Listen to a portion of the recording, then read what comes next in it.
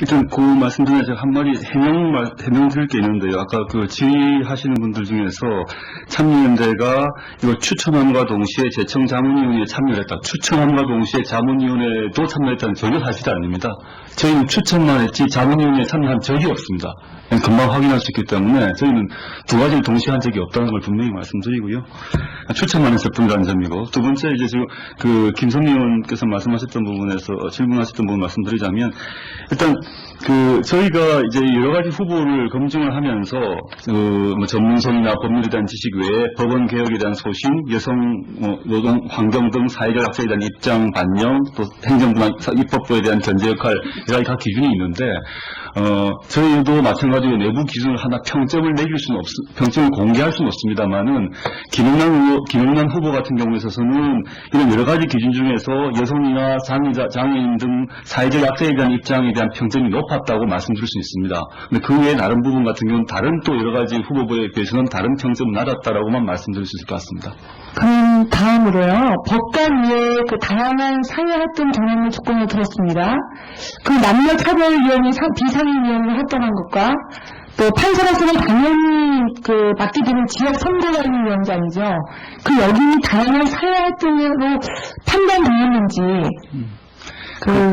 참고로 그 대법원의 그 선문 답변서에 의하면 현재 후보자 본인은 아무런 민간단체에 그 가입도 활동도 하고 있지 않다고 답변했거든요.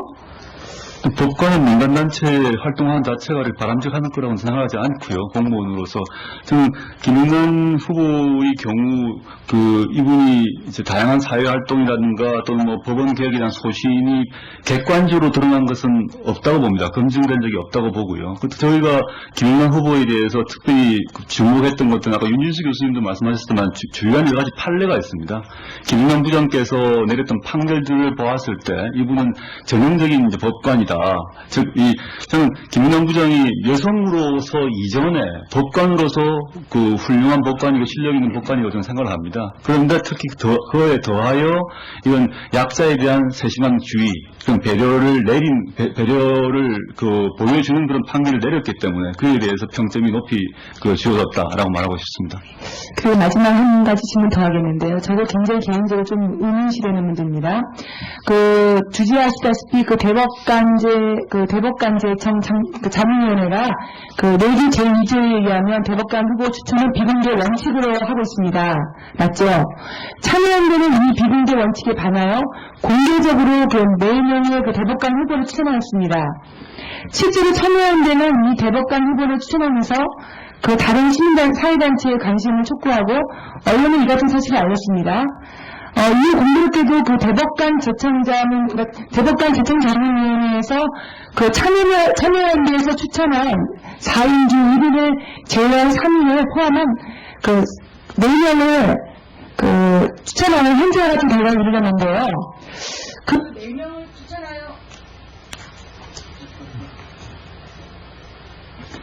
4명을 추천하여 3명을 자문위원회에서 추천하게 하고 결국 이 중에서 한 후보자가 오늘 이 자리에서 앉게 되었는데 이는 단순히 참여연대의 후보 검증 능력이 뛰어나서 인정하기엔 너무나 높은 확률이었거든요. 그 3명이 포함되어 있지 않습니까? 글쎄 참여연대 후보자를 공개하고 여론을 동원한 후보 선정이라는 그런 의견에 대해서는 어떻게 생각하십니까? 글쎄 확률 문제에 대해서 제가 말할 수 입장은 아닙니다만 참여연대에 속하고 있는 시민단체 전문가들이 법적으로만 말씀드리자면 법률과 법학 교수가 총합하면 최소 50명 이상이 될 것 같습니다. 그래서 나름의 정보와 인맥과 또 그 다음에 아까 말씀드렸던 객관적인 판결을 통해서 그 정보가 입수 가능하고요. 저희는 한 10년 동안 과거 창립 이후 계속 좀 죄송스러운 말씀입니다만 현직 법관과 현직 검찰, 고등부장 이상의 그런 법원 같은 경우는 고등부장 이상의 판결들을 다 업데이트하는 자료실을 가지고 있습니다. 그래서 그걸 갑자기 요번 인사에 갑자기 모여가지고 뭐 이렇게 한 게 아니라 과거 10년의 데이터에 기초해서 판결을 말씀드렸던 것이고요. 그 다음에 첫 번째 모두에 말씀하셨던 비공개 원칙 문제는 대법관 재청 자문위원회에 참여연대가 들어가 있지는 않습니다. 대법관 자문위원회 내규에 참여연대가 그 지켜야 될 의무와 그 발언권도 없고요. 의무가 없고 보다 중요하게는 그 형식 논리를 떠나서 보다 중요하게는 시민단체의 생명은 만약에 이런 투명성 시민단체에서 참여연대가 어떤 사람을 추천했다. 그것을 비공개로 하겠다는 얘기는 시민단체 활동을 하지 말라는 얘기가 되는 것입니다. 시민단체 활동의 생명은 투명성이고 공개성이기 때문에 그런 것을 받아서 법원에서 다른 판단을 하시는 건 전혀 법원의 권한인 것이겠지만 시민단체로 하여금 이 문제를 시민단체 활동을 모두 비공개로 하라라고 하는 것은 시민단체 자체의 존립을 흔드는 문제이기 때문에 양보할 수 없는 문제라고 생각을 하고요. 물론 이 문제에 대해서 이제 대법관 인사와 관련해서 뭐 예민한 부분이 있다면 그런 문제는 지켜내고 요청 부분에 있어서는 예민한 부분들은 좀 비밀을 준수하고 있습니다만은 후보 자체에 대한 공개를 하지 말라는 것은 시민단체 활동 문제와 배치가 된다 생각이 들고요. 마지막으로 우리는 높은 확률 문제 같은 경우는 저는 참여연대가 무슨 음모를 꾸며서 뭐 로비를 했다고 생각하지 아니하고요. 한 적도 없고 그 문제는 오히려 우리 대법원장께서 시대의 흐름을 제대로 읽고 계신다라고 평가할 수밖에 없다고 생각합니다. 대법관은 그 법관으로서의 능력과 함께 그 보수나 진보의 지나친 편향이 아닌 균형 같은 사회관을 가지고 있어야 한다고 생각합니다. 그 후보 추천에 있어서 저는 많은 시민사회의 참여가 있어야 된다고 봅니다. 본 의원의 질의를 마치겠습니다. 조국 교수님께 여쭤보겠습니다. 참여연대 내부에서는 어떠한 과정과 절차를 거쳐서 대법관 후보자 추천을 하였습니까? 네 단체 중에 참여연대만 물으시는 거죠. 참여연대에서는 그 교수, 변호사, 그 다음에 일반 시민들에 대한 여론조사 작업을 했습니다. 교수, 거기에 참가한 사람은 몇 분입니까? 제가 지금 통계 자료를 가지고 있지 않습니다. 대략 숫자라도 있을 거 아닌가? 적어도 10사람이 했느냐, 한 50명이 참가했느냐, 그런 문제는 있을 수 있지 않습니까? 교수의 경우에 있어서는, 전국 교수 모든 분들에게 제출을 했고요. 이메일로 보냈고, 답한 사람이 제가 생각에 제 기억에 한 250명 정도의 답이 왔던 것은 기억이 납니다. 그리고 변호사 같은 경우에 있어서는 변협 차원에서 별도로 했기 때문에 그 자료를 저희가 원용을 했었습니다. 그러면 결국 여론조사라든가 이런 것도 어떤 정보를 제공하고 어떤 질문을 했을 때 돌아오는 답이 서로 다를 수 있는 경우인데 지금 여론조사한 설문지라든가 이런 것을 공개할 수는 있습니까? 물론 공개할 수 있고 제가 지금 가지고 있지 않지만 원하신다면 보내드리겠습니다. 예. 네. 그 다음에 김영남 후보자의 어떠한 자질이나 능력이 대법관으로서 가장 적당하다고 봐서 추천을 한 것입니까? 김영남 후보 같은 경우에 있어서는 저희 인사의원서에서 나와 있습니다만은 기본적으로 법률 전문 지식 같은 경우에 있어서는 모든 사람들이 다 같은 수준 사람들, 같은 고등부장급에 있어서 비슷하다고 좀 봅니다. 그 외에 이분의 기존의 판결들 보면 여성 노동 환경 등 각종 판결들을 보게 되면 제가 다 읽을 수는 없겠습니다만 그 판결의 경향에 있어서 집단 따돌림 관련 케이스라든가 이혼 관련 케이스, 그 다음에 집중호우로 의한 침수비의 케이스. 대법원에서 임명 동의 이후에 나온 그 말씀이죠. 네. 자, 그렇다면 김영남 후보자가 한 판결들을 모두 분석했습니까? 언론에 보도된 것만 분석했습니까? 모두 분석했습니까? 언론에 보도된 것은 물론이고요. 당연히 해석했고요. 그다음에 법고월 CD를 통해서 확보될 수 있는 것은 다 하였습니다. 대략 판결 건수가 몇 건쯤 됩니까? 제가 지금 파일로는 지금 가지고 있지 않은데요. 제가 한 50개 정도는 된 것 같습니다. 자, 그렇다면 후보자가 아닌 대법관 후보로 추천될 가능성이 있는 범위에 있는 법관들, 예를 들면 그것이 고등부장 이상이 될지 어느 정도 될지는 모르겠습니다만은 고등부장 이상으로 확대하면 대략 한 100명 정도, 그 다음에 후보자 동기 기수까지 하면 대략 한 150명 정도 되는데요. 그 법관들의 판결을 모두 다 일정 수를 다 분석했습니까? 여성 경우에서는 고등부장이 3명밖에 없는 것으로 알고 있기 때문에 그 당시 시점에서요. 지금은 물론 2분이시지만 3명의 기록을 찾는 건 어렵지 않았습니다. 자, 그렇다면 굳이 꼭 여성이어서 대법관이 되어야 할 만한 이유는 약한 것이 아닙니까? 좀 강하다고 봅니다. 현재 시점에 있어서 아까 말씀드렸듯이 물론 고등부장 수가 셋인 것이 원래 능력들이 모자라서 여성 여성들이 3명밖에 없는 경우도 있겠습니다만은 법원 스스로 여성의 길을 열어주지 않는 경우도 있었기 때문에 오히려 이런 파격 인사를 통해서 현재 여성들의 기질을 열어주는 작업들이 필요하다, 의도적으로 필요하다라고 생각을 하고. 그런데 본의원도 여성 대법관의 탄생이 일정한 시점에서 필요하다는 점에 대해서는 동의를 하는데요. 다만 2년 만에 대법관 11분이 바뀝니다. 바뀌는데 그 사이에 2년도 길다면 긴데 그 사이에 적당한 시점에 들어가면 기수가 낮은 후보자가 임명됨으로써 있을 수 있는 부작용들을 최소화할 수도 있는데도 불구하고 그것을 챙기지 않은 것에 대한 아쉬움이 없지 않다. 이런 아쉬움을 표시하는 법조 주변의 사람들이 많습니다. 내년에도 6분이나 기회가 있고 그 다음에도 5분이나 있는데 아무리 우리가 기수나 서열을 중요시하지 않는다 하더라도 그것을 완전히 무시할 수는 없습니다. 그렇다면 그 부작용을 최소화할 수 있는 길은 멀지 않은 미국에 있는데 조금 그런 점에 대해서 아쉬움을 표시하는데 이에 대한 의견을 듣고 싶습니다. 저는 서열 파괴 인사라는 것이 법원에서 이번에 일어난 것이 당혹스러울지 모르겠습니다만 이미 모든 우리나라 국가단체와 민간단체에서 서열 파괴 인사는 이미 진행되고 있고요. 미국 경우를 말씀드리자면 긴스버그나 오코너 같은 경우는 다 40대에 되었습니다. 그리고 당장 나이로 보자면 과거 예창 의원 같은 예창 대통령 후보 같은 경우도 40대의 대법관이 되셨거든요. 그 자체가 전혀 저는 김영남 후보가 젊은 나이가 아니라고 생각이 듭니다. 그리고 시기에 왜 지금이냐, 2년 뒤가 아니고, 그 문제는 저의 권한도 아니고, 주의원님도 권한도 아니고, 기본적으로 대법원장의 권한이기 때문에 제가 말할 수 있는 입장이 아닙니다. 저는 추천한 것만 묻고 있습니다. 네.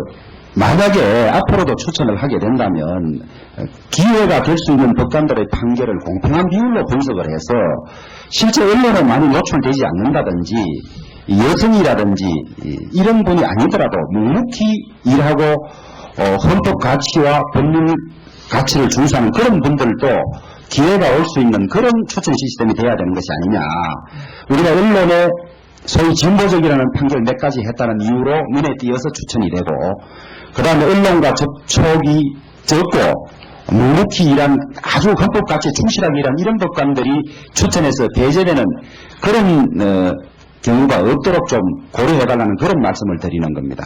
그런 법관분들이 추천해서 배제되었을까 생각하지 않고요. 참여연대가 그런 법관을 추천하지 않았을지 모르겠으나 현재 제청절차 시스템 내에서 지금 말씀하셨던 묵묵히 일하시는 분들도 존중하고 존경하는 분들입니다. 그런 분들이 당연히 추천되었을 거라고 생각을 하고요. 그런 분 중에서 이번에 대법원장께서는 그런 분들이 그런 묵묵히 일하는 대법관 남성 법관들이 계신다는 걸 알면서도 그럼에도 불구하고 의식적으로 여성 대법관을 선택한 것에는 나름대로 이유가 있고 그건 합리적 근거가 있다고 생각합니다. 참여연대 같은 경우는 비공개 원칙을 합의한 적이 없습니다. 첫째, 참여연대는 국가기관이 아니기 때문에 법원에서 참여연대에 대해서 추천하는 것을 공개하라, 공개하지 말라는 법원의 권한이 없고요. 시민단체도 그걸 따라야 될 의무가 없습니다. 즉, 비공개 원칙이라는 것을 합의한 자체가 없기 때문에 비공개 원칙을 깬다 만다는 말 자체가 좀 이해가 안 된다 생각이 들고요. 협조 요청으로서 비공개 해줬으면 좋겠다는 협조는 할 수 있겠습니다만 그걸 기속할 수 있는 상황은 아니라고 봅니다. 그리고 시민단체의 속성 자체가 국가기관과 운영이 다르기 때문에 시민단체에서는 자신이 선호하는 그런 후보를 추천을 하고 그 후보 중에서 대법원장께서 심의를 하셔가지고 그 대법원장이 마지막 최종적 헌법적 권한을 갖기 때문에 대법관 후보를 지명하신 걸로 알고 있습니다. 즉 대법원장께서 이런 자신의 헌법적 권한을 행사하는 데 있어서 참여연대가 제출했던 각종 후보자는 그 중에 하나의 그룹이었던 것이고 그것은 모든 경험을 통해서 확인할 수 있다라고 생각이 됩니다. 그래서 비공개 원칙 문제 같은 경우는 좀 약간 이해가 되지 않습니다. 조국 교수님께서 사법감시센터로 계시는 참여연대와 기타 세 단체가 함께 4분의 비추천자를 추천하였습니다. 추천 기준은 어떻게 되었습니까? 추천 기준은 기본적으로는 법률적 식견, 전문가니까요. 그 다음에 청렴성, 도덕성, 전문성 이런 문제가 기본적으로 있다고 생각하고요. 그 외에 지금 현 시기에 있어서 저희가 중점을 했던 측면은 현재 우리나라 대법원이 가능한 균형 있는 대법원, 또 대법관 구성이 다양하게, 즉 연령에 있어서, 성별에 있어서, 또 지향점에 있어서 다양한 대법관이 들어감으로써 대법원 자체가 균형 잡힌 대법관이 대법원이 되어야 하고 그 속에서 사회는 이미 여러 가지 다양한 목소리가 존재하고 있는데 대법관 구성이 그 한편으로 이루어진다면 그 사회 현장 각종 다양한 목소리가 온전히 반영되지 못하기 때문에 분쟁을 마지막 단계에서 해결하는 데 있어서 그 분쟁 해결에 대해서 시민들이 믿지 못하고 또 불만을 갖게 된다라는 의견을 갖고 있습니다. 그래서 그런 관점에서 저희는 아까 얘기했던 전문성이나 도덕성 이런 청렴성 외에도 현재 우리 사회에서는 여성이나 노동 문제 이런 사회적 약자에 대한 입장을 반영할 수 있는 사람이 되었으면 좋겠다는 걸 강력히 내세웠고요. 그 외에 법원 내부에 법원 스스로가 사법부의 독립을 지키면서도 법원 바깥의 목소리에 귀를 기울일 수 있고 또 그런 것을 할 수 있는 사람이 되었으면 좋겠다는 점을 두 번째로 내세웠고요. 세 번째, 현재 지금 여기 국회입니다만 입법부를 포함하여 행정부에 대해서 견제 기능을 강력히 할 수 있는 그런 대법관이 되었으면 좋겠다는 세 가지를 기준으로 세운 바 있습니다. 그리고 사실 아까 두 분 의원님께서 말씀하셨습니다만은 참여연대는 지난번 이번이 아니라 2003년 신임 대법관에서 공개적으로 의견을 제출했습니다. 그때도 또 그때 여러 번 공개 원칙을 강조했던 것이고 그때는 전혀 대법원장께서 받아주시지 않으셨습니다. 이번에는 그 의견이 일부가 반영되었던 것이기 때문에 참여연대가 대법원을 어떻게 좌지우지한다는 얘기는 정말 저는 대법원에 대한 모욕이고 대법원장에 대한 모욕이 아닌가 생각을 하고 있습니다. 예, 참.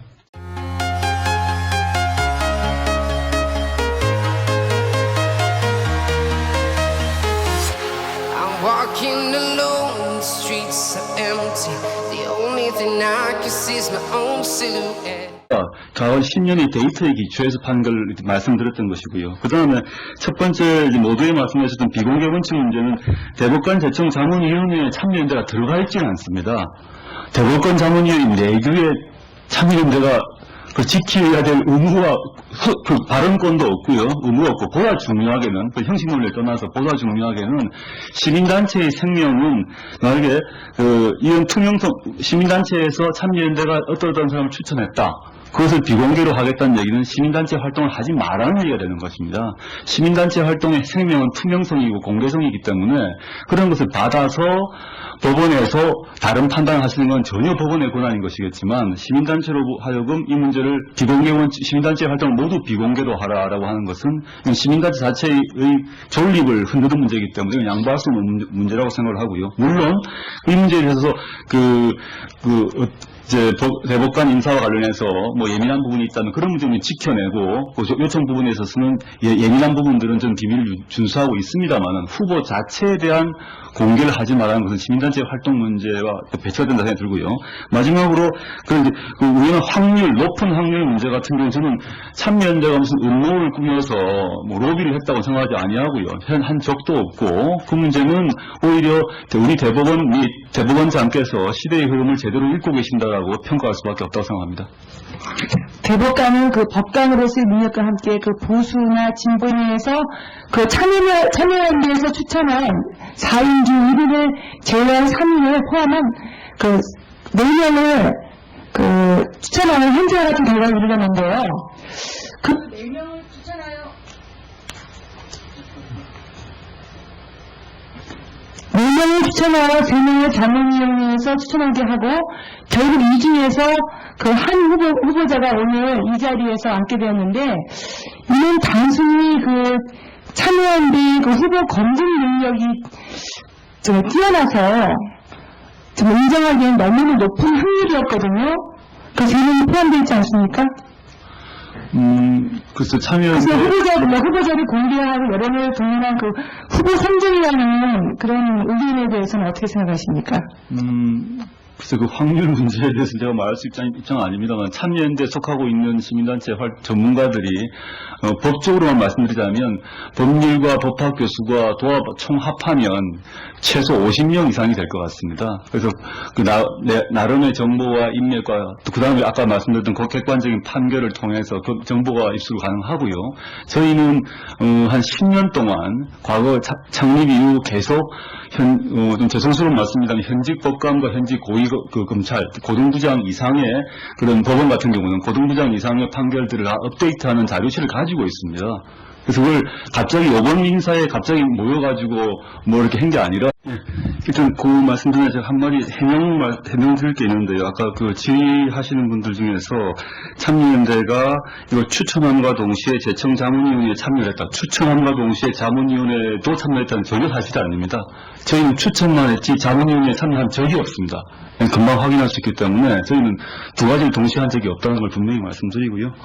추천만 했을 뿐이라는 점이고, 두 번째 이제 지금 그 김성미 의원께서 말씀하셨던 부분에서 질문하셨던 부분 말씀드리자면, 일단 그 저희가 이제 여러 가지 후보를 검증을 하면서 뭐 전문성이나 법률에 대한 지식 외에 법원 개혁에 대한 소신, 여성 노동 환경 등 사회적 약자에 대한 입장 반영, 또 행정부나 입법부에 대한 견제 역할, 여러 가지 각 기준이 있는데 저희도 마찬가지로 내부 기준을 하나 평점을 매길 수는 평점을 공개할 수는 없습니다만은 김영남 후보 같은 경우에 있어서는 이런 여러 가지 기준 중에서 여성이나 장애인 등 사회적 약자에 대한 입장에 대한 평점이 높았다고 말씀드릴 수 있습니다. 근데 그 외에 다른 부분 같은 경우는 다른 또 여러 가지 후보에 비해서는 다른 평점은 낮았다라고만 말씀드릴 수 있을 것 같습니다.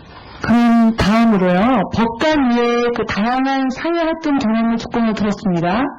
그 남녀차별위원회 비상임위원회 활동한 것과 또 판사로서는 당연히 그 맡게 되는 지역 선거관리위원장이죠. 그 여기 다양한 사회활동으로 판단되었는지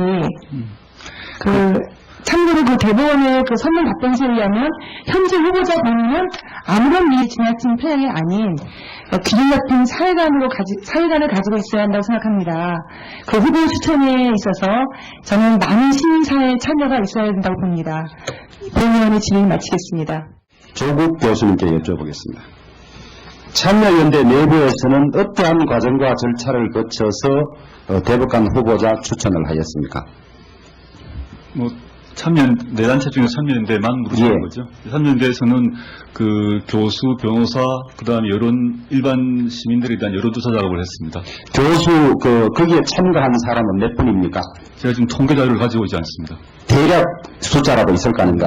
적어도 10사람이 했느냐, 한 50명이 참가했느냐, 그런 문제는 있을 수 있지 않습니까? 일단 교수의 경우에 있어서는, 전국 교수 모든 분들에게 제출을 했고요. 이메일로 보냈고, 답한 사람이 제가 생각에 제 기억에 한 250명 정도의 답이 왔던 것은 기억이 납니다. 그리고 변호사 같은 경우에 있어서는 변협 차원에서 별도로 했기 때문에 그 자료를 저희가 원용을 했었습니다. 그러면 결국 여론조사라든가 이런 것도 어떤 정보를 제공하고 어떤 질문을 했을 때 돌아오는 답이 서로 다를 수 있는 경우인데, 지금 여론조사한 설문지라든가 이런 것을 공개할 수는 있습니까? 물론 공개할 수 있고, 제가 지금 가지고 있지 않지만 원하신다면 보내드리겠습니다. 예.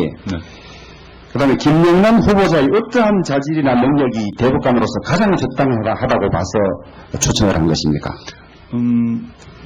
해당 단체에 가입도 활동도 하고 있지 않다고 답변했거든요. 법관은 민간단체 활동하는 자체가 바람직한 거라고는 생각하지 않고요. 공무원으로서.